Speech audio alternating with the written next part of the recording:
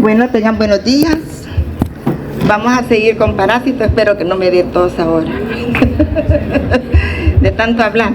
Bueno, vamos a ver, esta clase tiene mucho que ver con ciertos coccidios que van a ver en las clases posteriores. Así que por favor, tienen que prestar atención con respecto al ciclo de vida porque lo vamos a ocupar en otras clases, ¿verdad?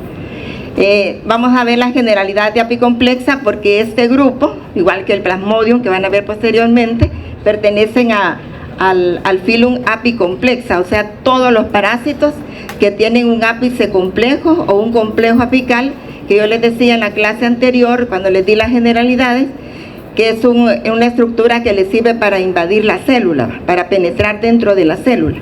Entonces todos estos tienen ese ápice complejo. Ya vamos a ver la generalidad.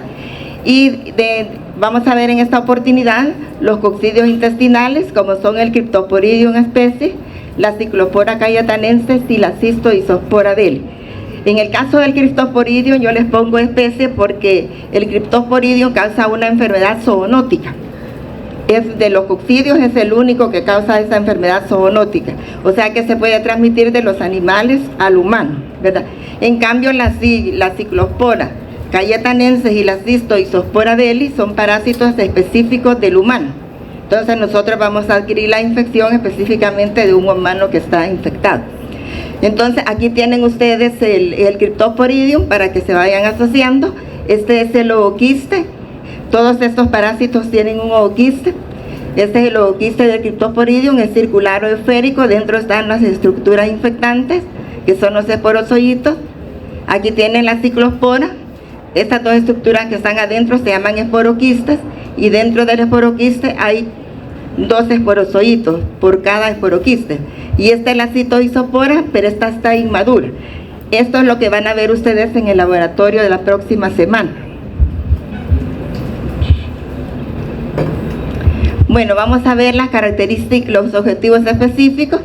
Vamos a describir las características generales de los protozoarios apicomplexos, la morfología y estructura general de un apicomplejo, los criterios para la clasificación, el ciclo de vida básico, los factores de patogenia, las especies de mayor trascendencia médica. Vamos a mencionar las patologías que ocasionan estos agentes y vamos a describir las características epidemiológicas más importantes, ¿verdad? Entonces el temario tiene que ver con eso, así que me lo voy a obviar. ¿Dónde están ubicados? Pues está siempre en el imperio eucariota, están en el reino protozoa, pero el filum se llama filum apicomplexa. Entonces en este filum está la clase Eucoccidia, el orden Eucoccidiorida y la familia Cryptosporidae, donde está el Cryptosporidium, y la familia Eimeridae, donde está la Cyclospora y la Isospora. Aquí se van a acostumbrar a no decir los nombres así. Por ejemplo, yo hubiera dicho aquí Eimeridae, pero la AE es I, entonces Eimeridae es E, ¿verdad? O sea que así se pronuncia. Bueno, vamos a ver las generalidades de este filum. Como les digo yo, este filum abarca una gran cantidad de parásitos. Van a ver ustedes parásitos de la sangre y van a ver parásitos intestinales, como lo vamos a ver en esta oportunidad. Entonces, en el filum apicomplexa hay una gran cantidad de protozoarios que parasitan tanto vertebrados como invertebrados. Y una característica bien importante del filum es que son parásitos estrictos intracelulares. ¿Qué significa eso? Que ellos viven dentro de la célula y el daño que ocasionan es porque rompen la célula cuando ellos se están multiplicando, ¿verdad? Entonces no pueden vivir fuera, ¿verdad? Estos no tienen cilios, no tienen flagelos, ninguna estructura de locomoción, sino que se mueven por medio de contracción y estiramiento del cuerpo, o sea, flexión y contracción, ¿verdad? Se tiene una distribución alrededor del mundo. Hay una gran cantidad de reservorios de los cuales pasan al humano estos parásitos, ¿verdad? Existen especies patógenas que tienen importancia médica, pero otros no tienen importancia médica, sino importancia veterinaria, ¿verdad? O sea, vamos a ver los que tienen importancia médica. Y el término apicomplexa, como les decía, es porque tienen ese ápice complejo que les sirve para penetrar dentro de la célula.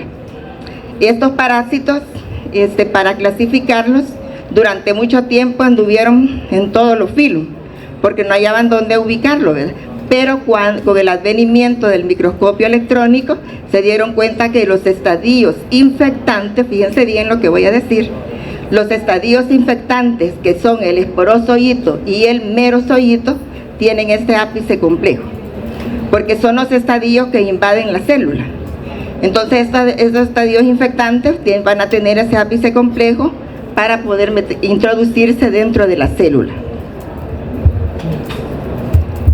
Aquí tienen ustedes el ápice complejo, y esto que tienen aquí es un esporozoito o puede ser un merozoito, ¿verdad? Para que vean ustedes que en el extremo anterior del esporozoito o del merozoito vamos a encontrar este ápice complejo. ¿Qué es lo que contiene este ápice complejo? Tiene 1 o 2 anillos polares en la parte anterior y tiene un anillo polar en la parte posterior. Y también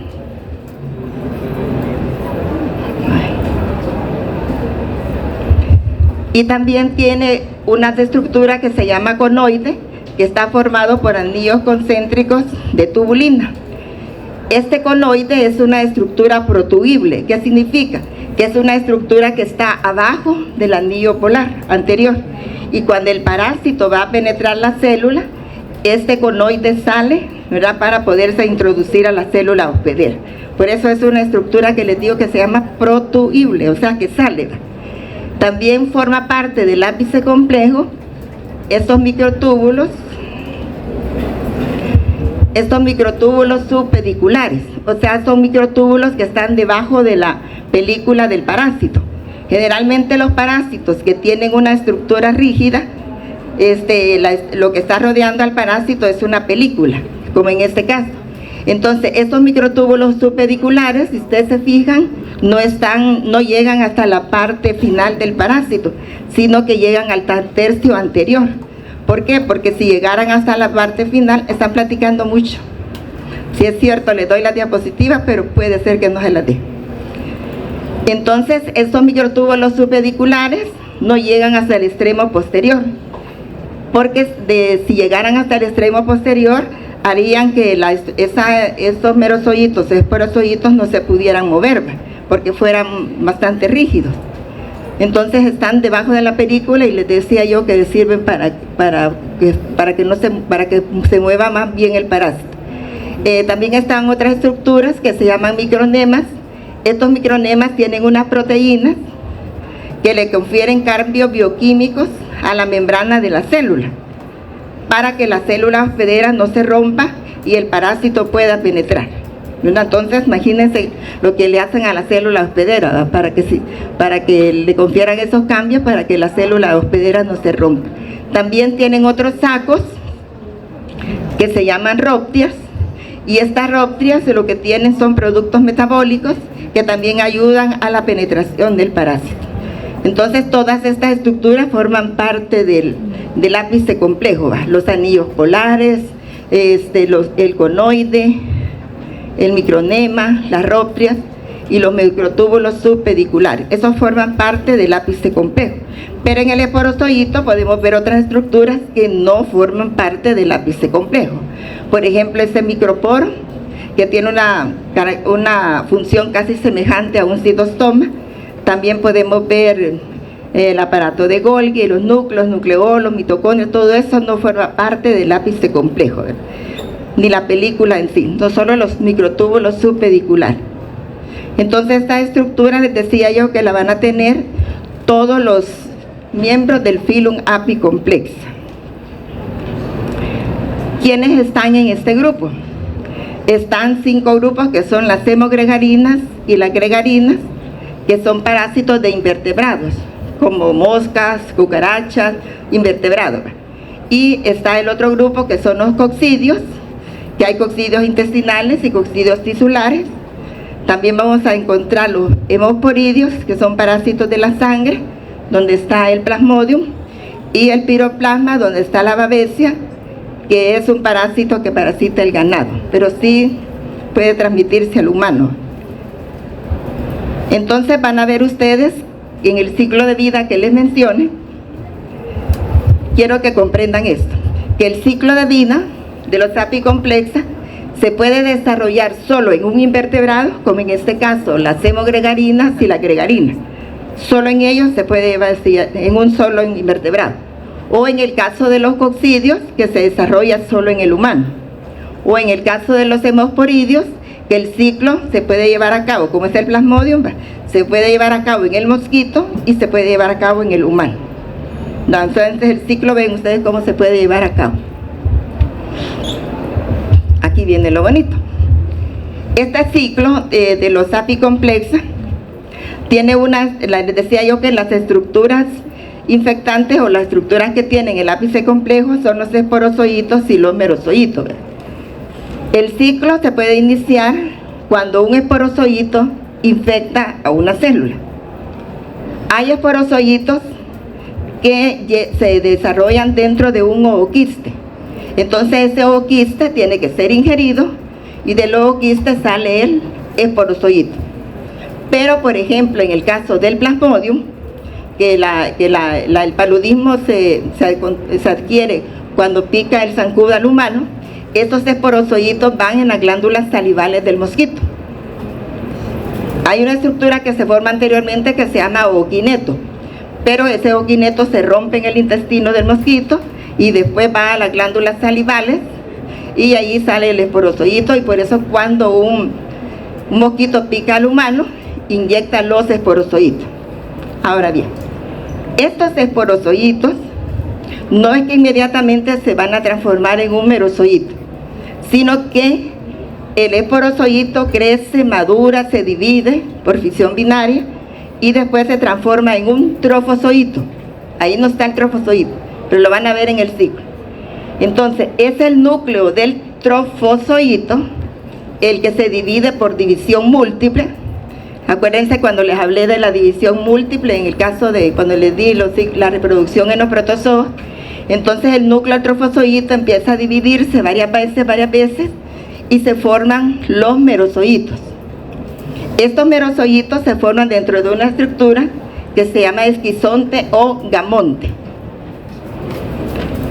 Estos merozoitos, cuando están en el esquizonte o en el gamonte,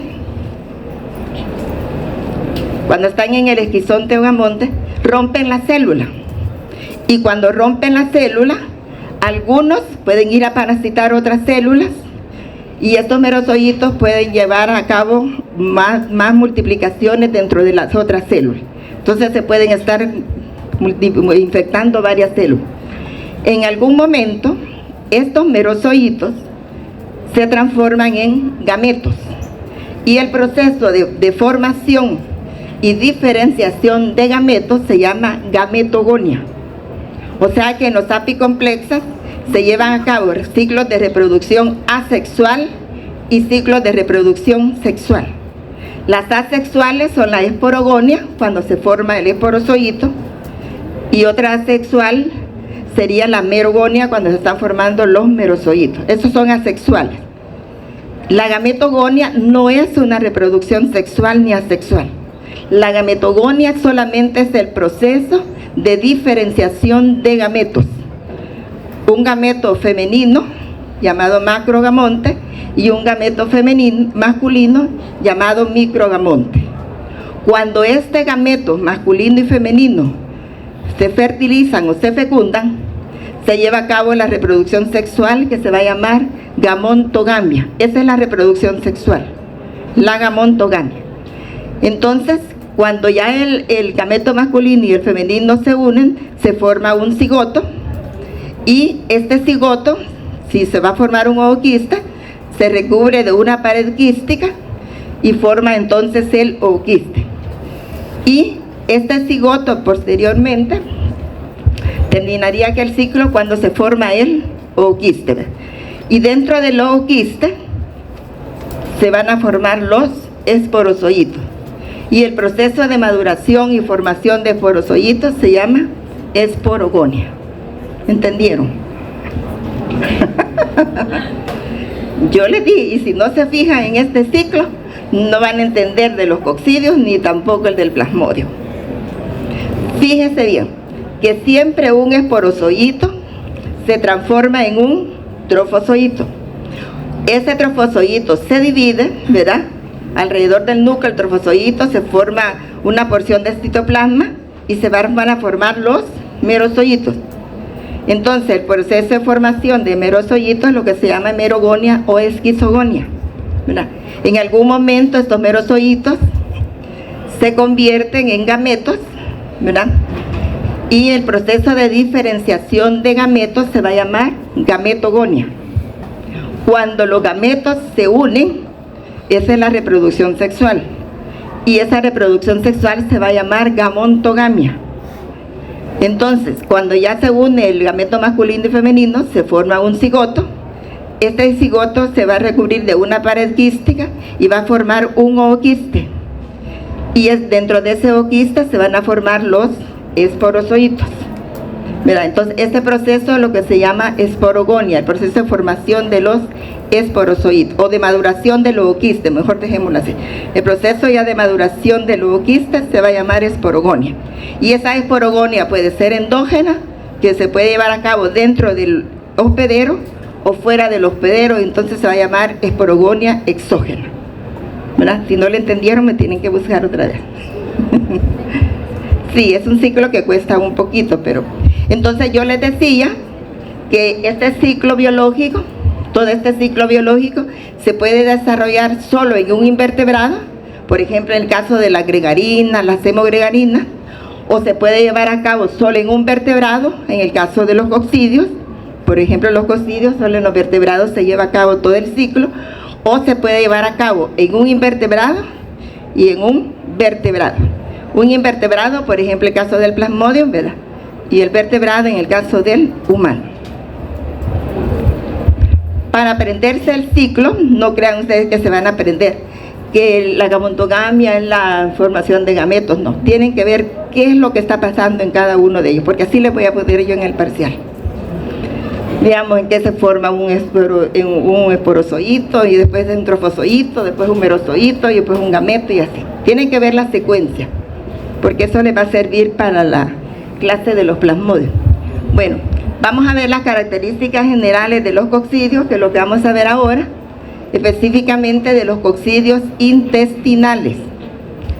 La palabra coccidio significa caja.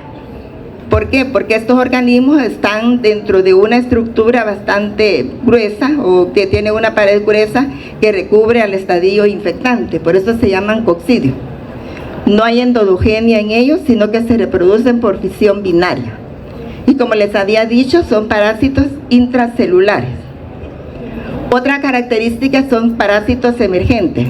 No es porque ahorita nosotros los hemos conocido, sino que esos parásitos actualmente tienen una gran importancia, porque en los individuos que tienen inmunosupresión, los que tienen SIDA o cualquier otro problema de inmunosupresión, son la causa de muerte de estos individuos.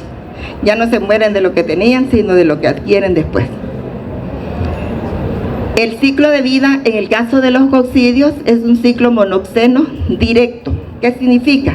Que todo el ciclo se lleva a cabo dentro del hospedero, dentro del vertebrado, ¿verdad? Y estos ciclos evolutivos son complejos porque tienen una alternancia de generaciones. ¿Por qué se llama alternancia de generaciones? Porque aquí alterna una reproducción sexual que se llama gamontogamia y dos reproducciones asexuales que son la merogonia, llamada también esquizogonia, y la esporogonia o esporogonía. O sea que hay dos reproducciones asexuales y una reproducción sexual. Les decía que la gametogonia no es una reproducción, solo es el proceso de ¿qué les dije? ¿Qué es la gametogonia? Es la diferenciación de gametos. Ay, esto no quiere pasar, líquido. Bueno, eso ya lo vimos. Bueno, ya habíamos mencionado que estos grupos no tienen organelos locomotores y no utilizan vectores. En el caso de los coccidios intestinales, fíjense bien, en los coccidios intestinales no hay un vector. Solo en los hemosporidios, donde van a ver el plasmodium, sí hay un vector, porque el mosquito transmite el estadio infectante al humano. Me estoy refiriendo solo a los coccidios intestinales. Y la estructura infectante es el ooquiste. Aquí les pongo un ooquiste, pero no todos los ooquistes de los coccidios tienen esta forma. Solo lo pongo como ilustración para que se orienten. El ooquiste es la estructura infectante. Dentro del ooquiste está el esporoquiste. De tal manera que esto que miran acá y este otro que miran acá son los esporoquistes. Y dentro de los esporoquistes están los esporozoitos. ¿Entendimos? Este es el ooquiste, ¿verdad? Dentro del ooquiste están los esporoquistes. Y dentro de los esporoquistes están el estadio infectante, en este caso, que sería el esporozoito. Entonces, en el caso de los coccidios intestinales, ese ooquiste que lleva los esporozoitos tiene que ser ingerido, ¿verdad? O inhalado, depende del tipo de coccidio, ya les voy a mencionar. Pero, por ejemplo, en el caso del plasmodium, les decía yo que no hay ooquiste, hay un ooquineto que se pasa en el intestino, después se va para glándulas salivales y el esporozoito se inocula a través de la picada del mosquito. Entonces, ¿qué criterios se utilizan para la clasificación de los coccidios? Se toma en cuenta cuál es la forma del ooquiste, porque hay ooquistes que tienen forma circular, otros tienen forma elizoidal, pero entonces se toma la forma, se toma en cuenta el número de esporoquistes por ooquistes, se toma en cuenta el número de esporozoitos por esporoquistes, y también se hace microscopía electrónica, análisis de hemodemos o biología molecular. Esta tabla que ustedes tienen acá se llama una tabla de Joare. Es una tabla que ayuda a la clasificación de estos grupos. Por ejemplo, en este caso, en esta línea vertical, está cuántos esporoquistes tiene por ooquiste, y aquí está el número de esporozoitos por esporoquiste. Por ejemplo, si yo me refiero al Cryptosporidium, aquí dice el número de esporoquistes por ooquiste. En el caso del Cryptosporidium no tiene esporoquistes, por eso está 0. No hay esporoquiste.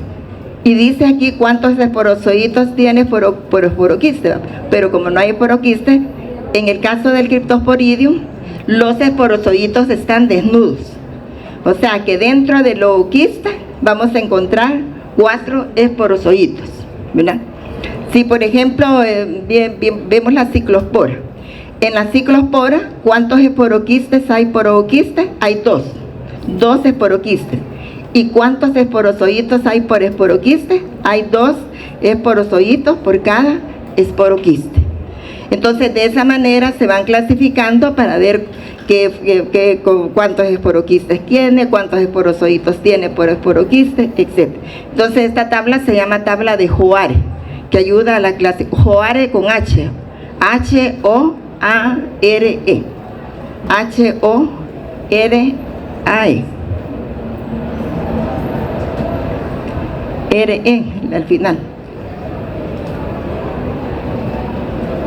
Bueno, hablando del Cryptosporidium, les mencionaba yo que el Cryptosporidium ocasiona la enfermedad llamada criptosporidiosis, y es una zoonosis parasitaria, o sea que se puede adquirir de los animales al humano, ¿verdad? Todas las enfermedades que se transmiten de los animales a humanos son zoonóticas.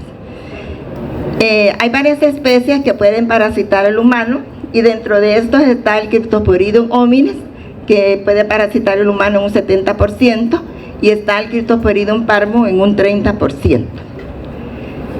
Este parásito lo encontró por primera vez a principios del siglo este señor llamado Tisser en la glándula gástrica en las heces del ratón, y él le puso Cryptosporidium muri, como lo había encontrado en el ratón, ¿verdad?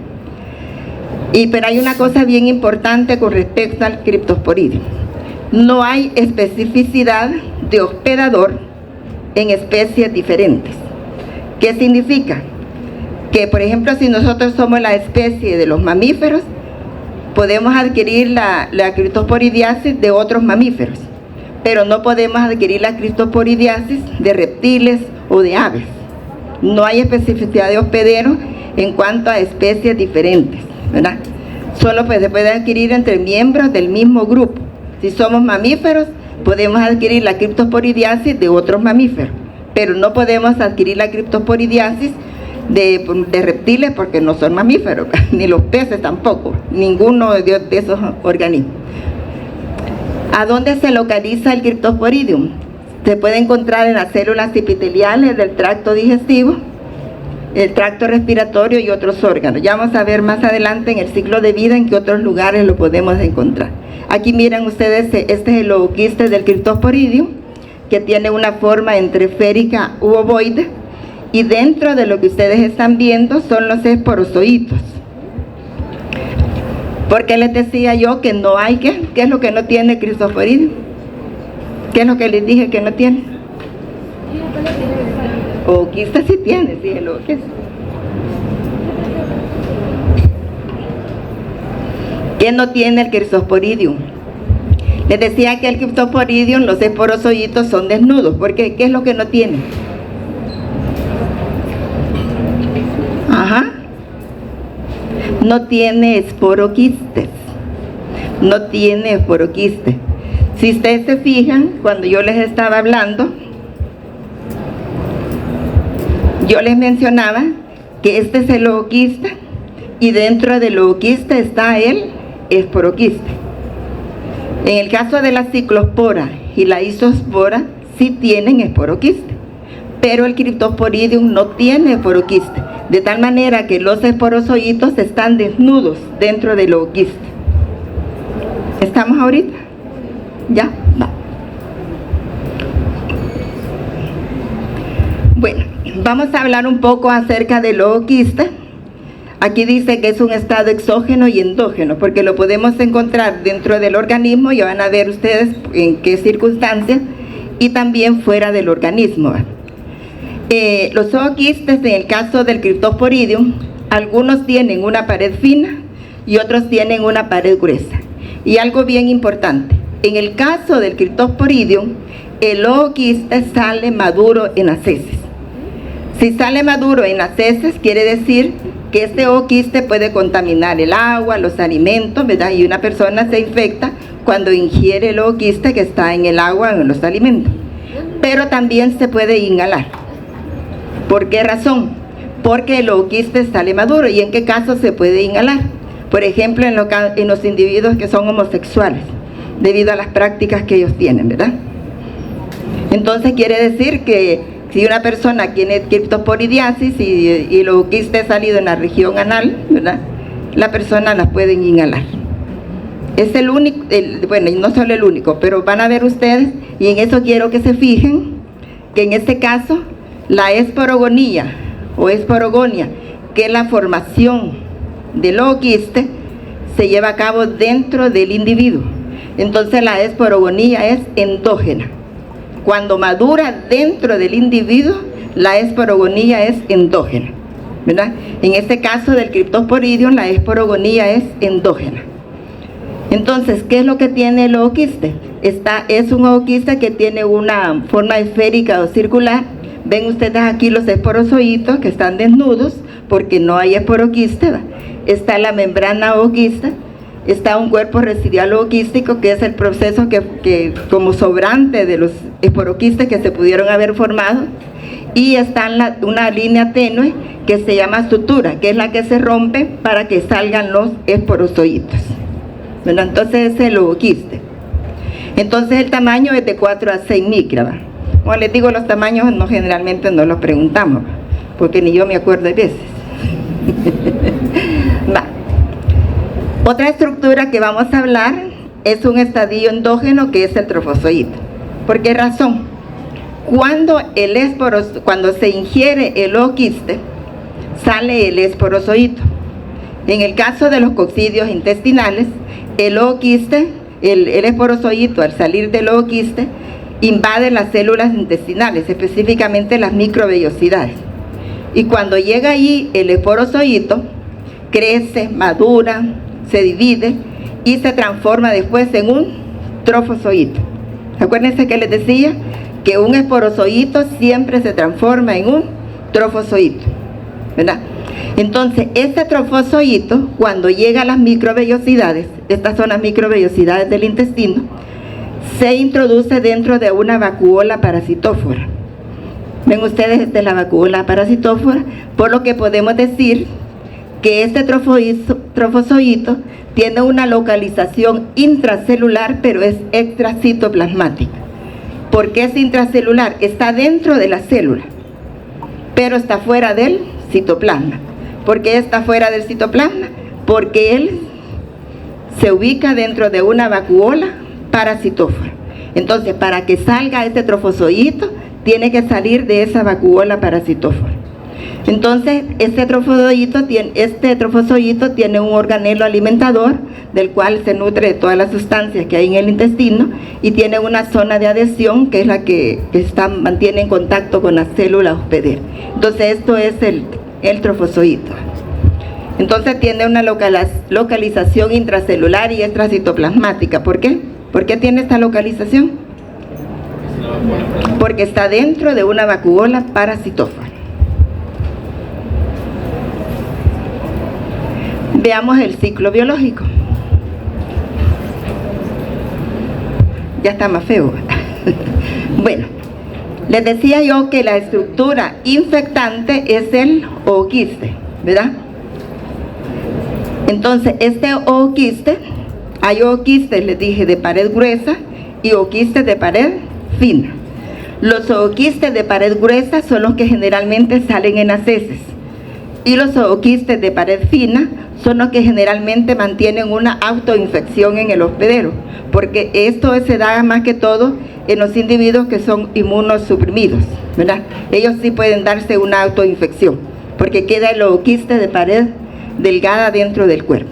Pues bien, este ooquiste, les decía yo que puede ser ingerido o puede ser inhalado. ¿Por qué razón? Porque este ooquiste sale maduro en las heces, ¿verdad? Entonces, al salir maduro, puede salir cuando se defeca, o puede quedar en la región perianal, y los individuos que son homosexuales lo pueden inhalar, ¿verdad? Entonces, por eso es que puede afectar el tracto respiratorio también, ¿verdad? Entonces, del ooquiste va a salir ¿quién?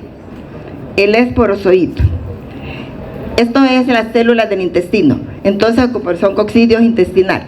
Entonces, el esporozoito llega a las células intestinales, y ahí el esporozoito crece, madura, se reproduce por fisión binaria, y después se transforma ¿en quién? En un trofozoito. Fíjense bien, un esporozoito siempre se transforma en un trofozoito, y eso lo van a ver en el plasmodium. Voy a hacer un paréntesis para que vayan viendo las diferencias. Pero, por ejemplo, en el caso del plasmodium, cuando el zancudo pica a una persona, le inyecta el esporozoito de otra persona que está enferma. Entonces, ese esporozoito entra a la sangre, pasa un breve periodo en la sangre y después se va al hígado. Cuando llega al hígado, el esporozoito se transforma en un trofozoito, y allí llega a cabo la merogonia, ¿verdad? Pero en este caso también no llega al hígado. Aquí estamos en los intestinales. Entonces, este trofozoito, después, ese trofozoito es un organismo uninucleado, como ven ustedes aquí, y ese trofozoito empieza a dividirse, ¿verdad? El núcleo del trofozoito empieza a dividirse por división múltiple, o merogonia, llamada también esquizogonia, y cuando se divide puede formar dos tipos de estructuras que se llaman esquizontes o gamontes. En el caso de los coccidios intestinales, específicamente en el Cryptosporidium, se forman dos tipos de merontes o gamontes, o esquizontes, también tiene otros nombres. Se forma un meronte o esquizonte tipo 1 o un meronte o esquizonte tipo 2. Dos tipos. Pero ¿cómo sucede esto? El núcleo de trofozoito, les decía, empieza a dividirse por fisión múltiple, y alrededor de los núcleos de trofozoito se forma una porción de citoplasma que va a dar lugar a los merozoitos, ¿verdad? Y esos merozoitos se forman entonces dentro de una estructura llamada esquizonte o meronte. El primer meronte que se forma tiene de 6 a 8 merozoitos. El primer meronte que se forma tiene de 6 a 8 merozoides. Esta es una reproducción asexual, ¿verdad? Porque se está llevando a cabo la merogonia o la esquizogonia. En algún momento, bueno, como en este caso estos parásitos son intracelulares, ¿verdad? Dañan a la célula. ¿Por qué? Donde están ubicados dentro de la célula, cuando salen la rompen. Entonces se salen algunos merozoitos, y estos merozoitos en algún momento pueden invadir otras células y llevar a cabo otro ciclo y formar más esquizontes o merontes, ¿verdad? O en algún momento estos merozoitos forman un meronte tipo 2. Este meronte tipo 2 tiene tiene 4 merozoitos. Aquel ya tenía de 6 a 8, este tiene 4 merozoitos. Entonces este meronte o esquizonte tipo 2 cuando se divide, rompe la célula y libera los merozoitos, ¿verdad? Esos merozoitos pueden invadir otras células y se puede llevar a cabo la continuación del ciclo muchas veces. O en algunos momentos, estos merozoitos se convierten en gametos. ¿Se acuerdan que les mencioné? Algunos merozoitos se convierten en gametos. Un gameto masculino, llamado microgamonte, y un gameto femenino, llamado macrogamonte. ¿Cómo les dije que se llamaba el proceso de diferenciación de estos gametos? ¿Se llama? Gametogonia, ¿verdad? Aquí está ocurriendo una reproducción asexual, que es la esquizogonia o merogonia. Y este proceso de la diferenciación de los gametos se llama gametogonia. Entonces, el microgamonte es el gameto masculino y el macrogamonte es el gameto femenino. Pero no solo se forma un microgamonte, sino que varios microgamontes, Estos microgamontes tienen varios núcleos en la periferia y tienen una masa granular de citoplasma. Ese es el que se diferencia de esta manera. En cambio, el macrogamonte no sufre ninguna diferenciación y solo hay uno. De los microgamontes hay varios, pero del macrogamonte es uno. Entonces, el microgamonte va a formar los microgametos y el macrogamonte los macrogametos. Cuando estos microgametos y los macrogametos del caso del Cryptosporidium no tienen estructura de movimiento, sino que se mueven por movimientos de flexión, porque van a ver en los otros coccidios que algunos gametos sí tienen movimiento. Entonces el microgameto fecunda al macrogameto y se forma un cigoto. Este cigoto se rodea de una pared quística para formar ¿quién? El ooquiste. Y sigue el ciclo ahí. ¿Se han perdido? ¿No?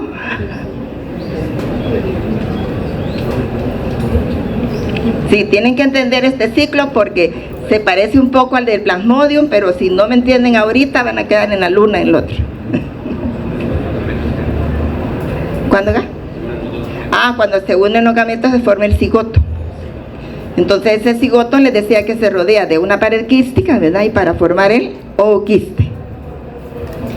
En el caso del Cryptosporidium les decía que este ooquiste no hay esporoquiste, ¿verdad? Los esporozoitos se forman dentro, ¿verdad? Y están desnudos. Desnudos se llaman porque no hay esporoquiste, ¿verdad? Entonces fíjense bien, el esporozoito se convierte en un trofozoito. El trofozoito se divide por división múltiple y forma merozoitos, ¿verdad? Y les decía yo que se forman dos tipos de merontes o gamontes, tipo 1 y tipo 2. Que en algún momento los merozoitos del meronte tipo 2 se convierten en gametos, ¿verdad? Se convierten en gametos masculinos y gametos femeninos. Entonces ellos forman los microgametos y los macrogametos se fecundan y esto es la gamontogamia, que esta es la reproducción sexual. Entonces en los coccidios, por eso se llama la reproducción alternancia de generaciones. ¿Por qué? Porque alterna una reproducción sexual con dos reproducciones asexuales, ¿verdad? Entonces se forma el cigoto, se rodea de una pared quística y se convierte en un ooquiste, que es uno de pared delgada y otro de pared gruesa. El de pared gruesa salen las heces y les decía que el de pared delgada se mantiene dentro del hospedero y puede causar una autoinfección en los individuos que son con problemas de inmunosupresión. ¿Estamos? ¿Ya? Va.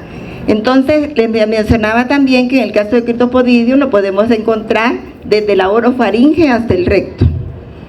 Frecuentemente en el intestino delgado, en el intestino grueso, pueden estar en la vesícula biliar, el estómago, los conductos biliares, pancreáticos, cuando hay una infección ya agregada, ¿verdad? En el tracto respiratorio, en la mucosa conjuntival, en la tráquea, o sea que en todos lados. ¿Menos a dónde? En la sangre, ¿verdad? Esa es pregunta de examen, piensa bien.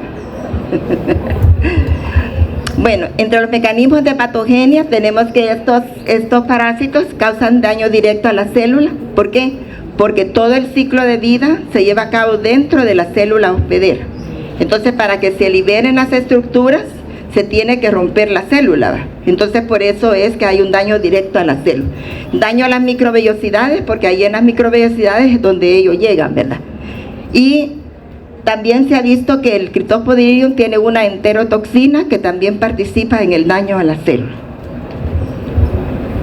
Pero también tiene factores de patogenia. Imagínense, van a aprender cuántos, 1, 2, 3, no. Solo les voy a mencionar algunos para que no, si no van a decir muchos factores de patogenia que tiene, ¿verdad? Esos factores de patogenia están relacionados desde el momento en que sale el ooquiste, cuando el ooquiste coloniza la célula, cuando el ooquiste invade la célula y también cuando hay una evasión del sistema inmune. En todos esos procesos están involucrados los factores de patogenia. Entonces ven ustedes que hay serinproteasas y aminopeptidasas que están involucradas en el momento de la destrucción del ooquiste para que salgan los esporozoitos. Estas son las serinproteasas y las aminopeptidasas. Y hay otras glicoproteínas, ¿verdad?, que están relacionadas en el proceso de adhesión y en el proceso de locomoción. Tienen ahí la CSL, la 5-sporozoite light protein, ¿verdad? Está en inglés esa estructura, este factor de patogenia. Y esa es la que se asocia más que totalmente al proceso de que el esporozoito se une, es como un ligando, que se une al receptor de las células epiteliales del intestino. Ese es el primer ligando que se une. Entonces también tiene la glicoproteína 900. Bueno, todos estos factores de patogenia están tanto en el merozoito como en el esporozoito. ¿Por qué en el merozoito y el esporozoito? Porque los merozoitos y esporozoitos son las estructuras infectantes, por eso están ahí, ¿verdad? Entonces, la glicoproteína 900 está en los micronemas de los esporozoitos y los merozoitos. Esta es bien importante, la proteína 23, porque es una proteína a superficie de los esporozoitos y es la proteína que se secreta en los estadios iniciales de la infección. Esta proteína 23. Les decía que es bien importante porque se secreta en los estadios iniciales de la infección.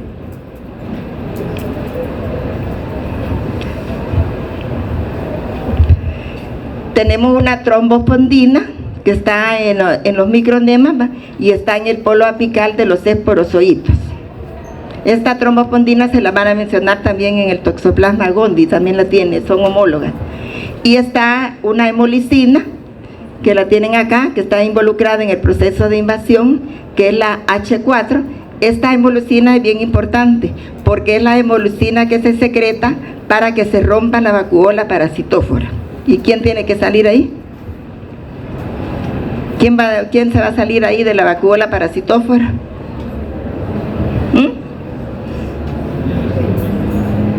¿Quién está dentro de la vacuola parasitófora? Por eso les decía yo que tiene una localización intracelular y extracitoplasmática. ¿Quién era?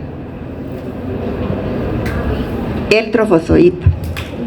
Entonces quiere decir, vaya, ¿vieron? Entonces quiere decir que esta H4 es una hemolicina, verá que lo que hace es que se rompa esa vacuola parasitófora para que salga el trofozoito, ¿verdad? Para eso sí. También están otros factores de patogenia como los HSP70, los HSP90, que son como chaperonas. ¿Saben qué son las chaperonas? ¿Qué son las chaperonas? Acompañantes, proteínas que acompañan a otras proteínas para que se formen nuevas proteínas y factores de patogenia. Por lo menos con esto que se aprendan es lo más importante, ¿verdad? No porque hay más. Bueno, las patologías que causa la criptosporidiosis, bueno, la enfermedad se llama criptosporidiosis y puede causar una enterocolitis autolimitada, por ejemplo, en los individuos inmunocompetentes, ¿verdad? Se pasa como una diarrea acuosa, pero hasta ahí nomás, ¿verdad?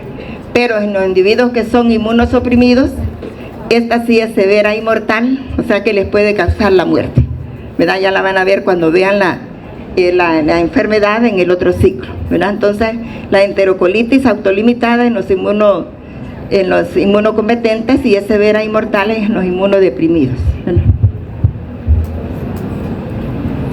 Bueno, como les decía que el Cryptosporidium no solo está en el aparato digestivo, puede estar en otros lugares que son como consecuencia de la infección, puede causar esofagitis, puede causar apendicitis, si está en el tracto biliar puede producir colangitis esclerosante, subaguda, o puede estar en el aparato respiratorio.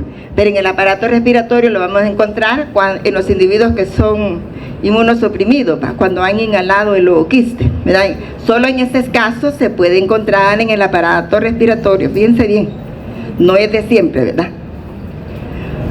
Bueno, si tienen otras prácticas homosexuales, no se van, que lo pueden inhalar.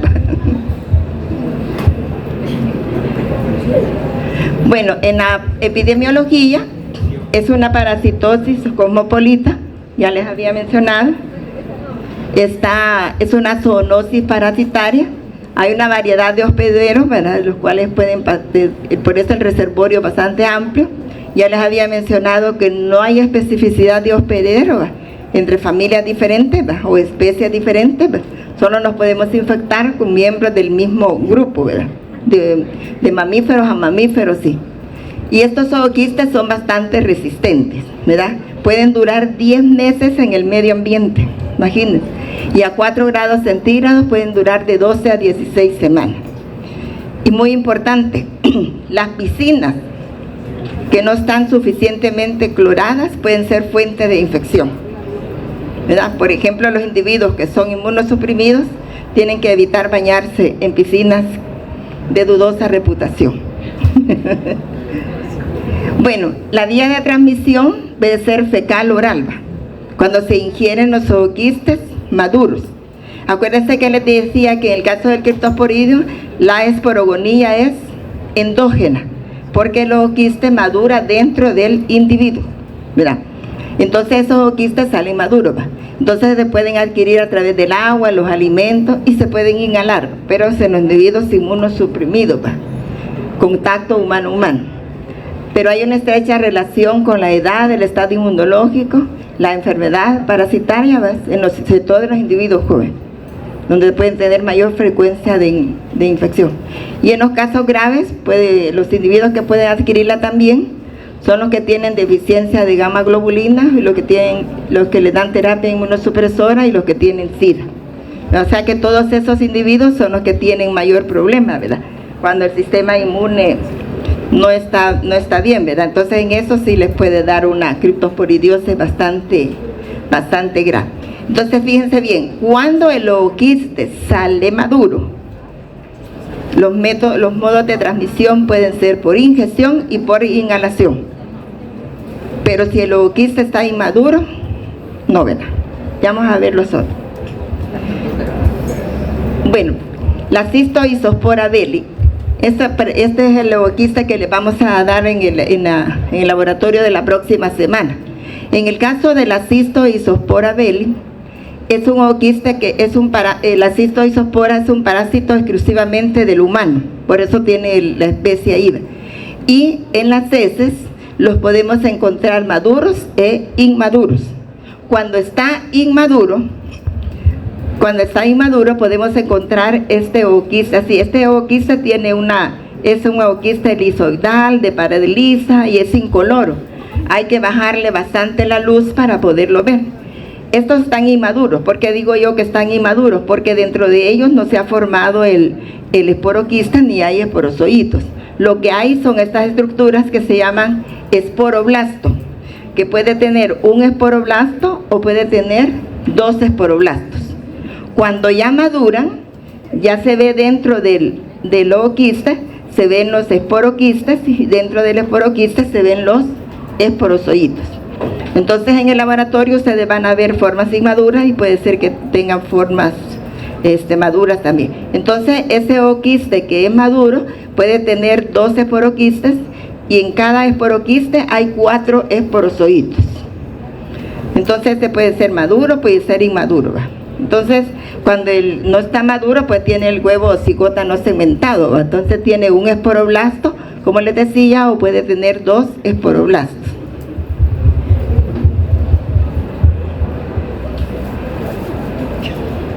Bueno, el ciclo de vida es similar al de Cryptosporidium, pero aquí no se forman gamontes tipo 1 ni gamontes tipo 2. No me voy a entretener en el ciclo porque solo les quiero dar una diferencia, que en el caso de la cistoisospora, los gametos sí tienen movimiento porque tienen flagelos, es la única diferencia. Los gametos tienen movimiento propio, ¿va? Porque tienen flagelos. Es la única diferencia, de ahí el ciclo es igual. Ven ustedes que se forma el cigoto, después se forma una pared quística. Aquí está el proceso cuando se va formando un esporoblasto. Miren, el esporoblasto se va dividiendo, forma 2 esporoblastos y después se forma el ooquiste ya maduro con los esporoquistes y los esporozoitos, ¿verdad?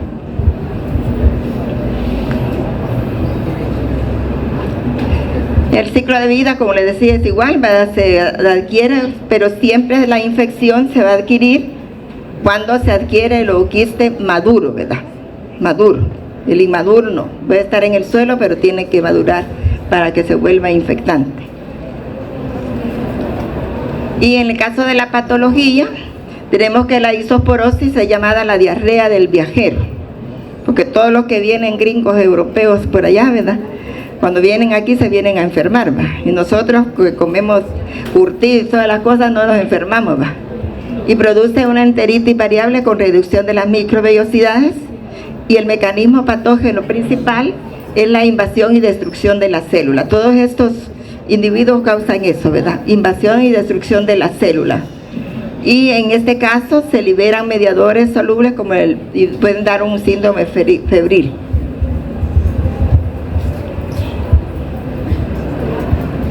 Bueno, la enfermedad también es autolimitante, ¿verdad? Que igual que en el criptosporidiosis, puede ser grave o de curso crónico en los individuos que son inmunosuprimidos. Entonces, hay una característica con respecto a la cistoisospora, que este parásito pues sí puede invadir la lámina propia del intestino y se puede diseminar a los ganglios linfáticos y mesentéricos y traqueobronquiales. Estoy poniendo la característica más diferente en cada uno, ¿verdad? Para no llenarlos mucho de información. Entonces este sí invade la lámina propia del intestino, les decía, y se puede diseminar extraintestinalmente a los ganglios linfáticos y mesentéricos y de los traqueobronquiales, ¿va? Y es común en la región. Todos los coccidios causan bastante infección en los climas cálidos y húmedos, no solamente la cistoisospora. Y el mecanismo de transmisión es por la ingestión de ooquistes maduros. Y la vía de transmisión es fecal oral. Y en el caso de la ciclospora, este parásito fue primero diagnosticado por Schneider en el año de 1881, ¿verdad? Y es un parásito que ha costado mucho identificarlo, porque se parece bastante a las algas azul-verde. Cuando uno mira un ooquiste de ciclospora en el microscopio, cree que está viendo una alga azul-verde, ¿verdad? Pero no, es la ciclospora, verán a ver por qué se diferencia. Y se cree que su origen es de un animal, y siempre las personas inmunocompetentes, viajeros, pacientes con SIDA son los que se pueden infectar. Esto no le hagan caso porque no lo vamos a preguntar en el parcial, ¿va? Y le pusieron el nombre porque ahí en la Universidad Peruana de Cayetano Heredia es donde lo diagnosticaron por primera vez. Un minuto me falta. Y aquí tienen ustedes la ciclospora, ¿verdad? En las heces la vamos a encontrar inmadura. Solo van a ver ustedes que tienen un ovoquiste de pared gruesa y se ven unos gránulos de color verdoso en su interior. Así se ve inmadura. Y cuando está madura está el ovoquiste con 12 esporoquistes y 12 esporozoitos en cada esporoquiste. Y siempre es transmisión fecal o oral, ¿verdad? Usted cree que no es oportunista, ¿verdad? En la mayoría de casos se dan en la época lluviosa. Y el ciclo de vida, bueno, en el caso de las ciclosporas sí quiero que tomen en cuenta algo bien importante, que este es de los coccidios que más se transmite por contaminación, ya sea de alimentos como las frutas y las verduras. Hubo un caso aquí en El Salvador, de una vez que devolvieron un cargamento de fresas que venía de Guatemala, que venía con ciclospora, ¿verdad? Las fresas, las frambuesas son las que están más involucradas en la transmisión. Y aquí les voy a dejar este cuadro de las diferencias, porque ya lo dije, ¿verdad? Y las tinciones que se hacen, estos son cuando ya se tiñen al microscopio con la tinción de Kim-Jung. Entonces en el caso del Cryptosporidium se pueden ver los esporozoitos desnudos dentro del ovoquiste. Y hay un fenómeno que se llama de epifluorescencia, que solo lo da la ciclospora y la cistoisospora. Esto es bien importante para diferenciar la ciclospora del Cryptosporidium, porque solo la ciclospora da epifluorescencia y el Cryptosporidium no, porque se confunden en el laboratorio. Gracias.